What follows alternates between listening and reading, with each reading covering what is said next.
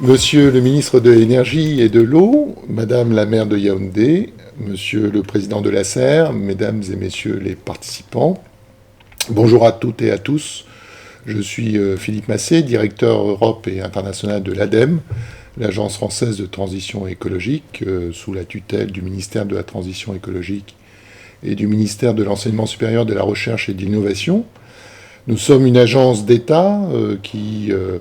promeut sur son territoire national et international des outils de politique publique pour favoriser, faciliter la mise en place de la transition écologique. Dans le cadre de nos activités internationales, nous avons depuis maintenant plus de 35 ans agi dans un secteur qui vous concerne au premier chef dans ce salon Promote, qui est l'accès à l'énergie durable dans les différents territoires, notamment en Afrique subsaharienne. Face à ce défi de pérennité et d'acceptabilité des projets d'accès à l'énergie, l'agence, avec ses partenaires, a joué un rôle, je dirais, précurseur depuis de nombreuses années pour favoriser des solutions pérennes, répondant aux besoins des zones rurales et périurbaines au niveau de l'accès à des projets innovants en matière d'accès à l'énergie. Ces dernières années, nous avons lancé 2 appels à projets avec nos partenaires, l'Agence française de développement et le ministère de la Transition écologique français, qui nous ont permis de sélectionner une vingtaine de projets d'accès à l'énergie en Afrique subsaharienne, qui ont permis de mettre en avant des solutions innovantes, non seulement technologiques, mais également de l'innovation sociale ou de l'innovation liée au modèle d'affaires, au modèle de production locale, qui permet de favoriser également le développement économique et social de zones rurales ou de zones périurbaines en Afrique subsaharienne. La présence dans ces différents projets de partenaires locaux permet d'avoir des solutions pérennes. Et j'insiste sur le mot pérenne,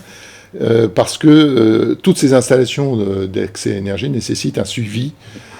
sur l'ensemble des services offerts par ces solutions, et de connaître en fait les leviers pour que ces solutions soient les plus en adéquation avec les besoins locaux. L'identification d'un certain nombre de leviers,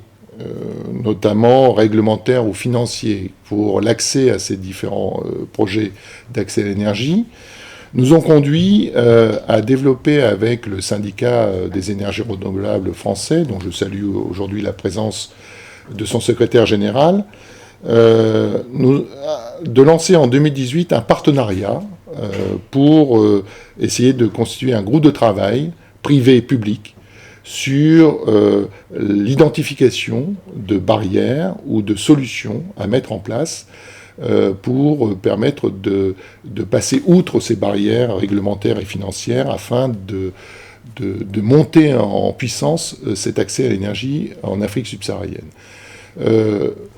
On est arrivé à publier un livre blanc de recommandations visant les différents acteurs, qu'ils soient publics ou privés ou institutionnels, qui doit être largement diffusé à l'intérieur de vos différents réseaux. Un livre blanc de recommandations qui met en avant un certain nombre de recommandations, de solutions à mettre en place pour permettre justement cette pérennisation de l'accès à l'énergie dans vos territoires.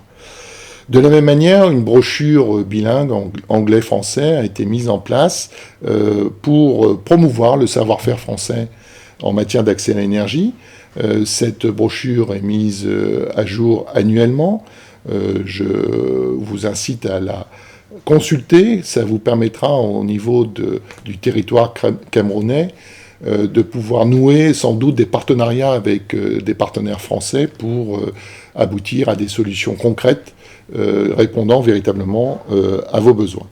Depuis 2021, ce groupe de travail avec le syndicat des énergies renouvelables est en lien avec les différents partenaires africains, dont l'ACER, qui vient d'opérationnaliser certaines recommandations du livre blanc issu des travaux avec ce syndicat des énergies renouvelables. Plus largement, je voulais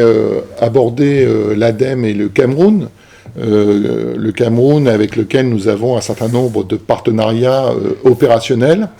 que nous développons depuis maintenant un certain nombre d'années avec la SER, avec laquelle nous soutenons depuis de nombreuses années l'organisation du Salon Promote. Mais également, je voulais citer deux autres projets qui, à mon sens, sont structurants pour notre partenariat franco-camerounais.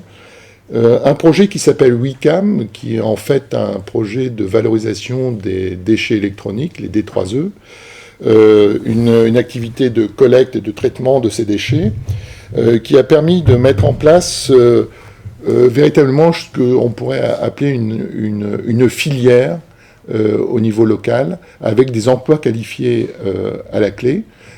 qui ont permis de valoriser voilà, les compétences locales, développées localement sur le tri et la valorisation de ces déchets.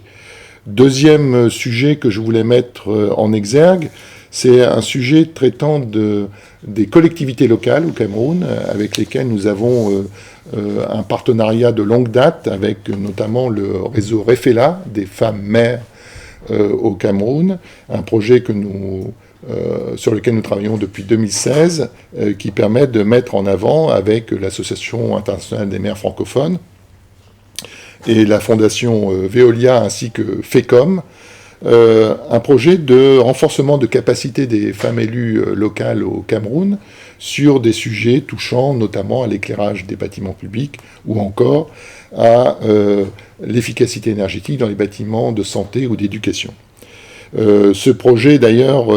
trouve un retentissement dans le cadre d'un partenariat que nous mettons en place avec le réseau des maires du Cameroun pour l'économie sociale et solidaire, REMSES, avec un rapprochement entre ces deux réseaux qui permettra d'expérimenter la gestion des services énergétiques au niveau des organisations locales de l'économie sociale et solidaire. En conclusion de mon introduction, j'aimerais vous dire que nous sommes effectivement en perspective de nouer avec le Cameroun des relations institutionnelles plus importantes dans les années futures, des relations institutionnelles qui nous permettront de réfléchir ensemble à des outils de politique publique gagnant-gagnant entre nos deux pays. Et enfin, je voudrais vous souhaiter pour cette journée toute la réussite possible dans vos travaux pour cet atelier dans le cadre du Salon Promote. Je vous remercie de votre attention.